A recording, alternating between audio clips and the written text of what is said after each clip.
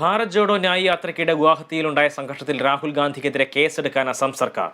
അസം മുഖ്യമന്ത്രി ഹിമന്ത ബിശ്വ ശർമ്മ DGPക്ക് നിർദ്ദേശം നൽകി. രാഹുൽ ഗാന്ധി നയിക്കുന്ന ഭാരത് ജോഡോ ന്യായ് യാത്ര ഗുവാഹത്തിയിൽ പ്രവേശിക്കുന്നത് പോലീസ് തടഞ്ഞതാണ് സംഘർഷത്തിനിടയാക്കിയത്.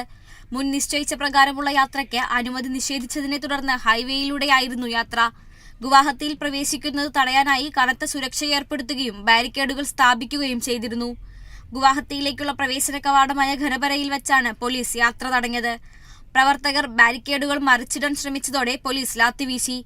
ബാരിക്കേഡ് തകർക്കാൻ പ്രവർത്തകരെ പ്രേരിപ്പിച്ചെന്നാരോപിച്ചാണ് രാഹുലിനെതിരെ കേസെടുക്കാൻ അസം സർക്കാർ DGPക്ക് നിർദ്ദേശം നൽകിയിരിക്കുന്നത്. ഇത്തരം നക്സൽ തന്ത്രങ്ങൾ അസമിന്റെ സംസ്കാരത്തിന് യോജിച്ചതല്ലെന്ന് മുഖ്യമന്ത്രി ഹിമന്ത ബിശ്വ ശർമ്മ വിമർശിച്ചു. സമൂഹ മാധ്യമങ്ങളിലടക്കം പ്രചരിച്ച ദൃശ്യങ്ങൾ കേസിൽ തെളിവായി എടുക്കുമെന്നും കേന്ദ്രമന്ത്രി അറിയിച്ചു. National desk, Kerala vision news. ഗയാസിൽ ഹമാസ് ആക്രമണത്തിൽ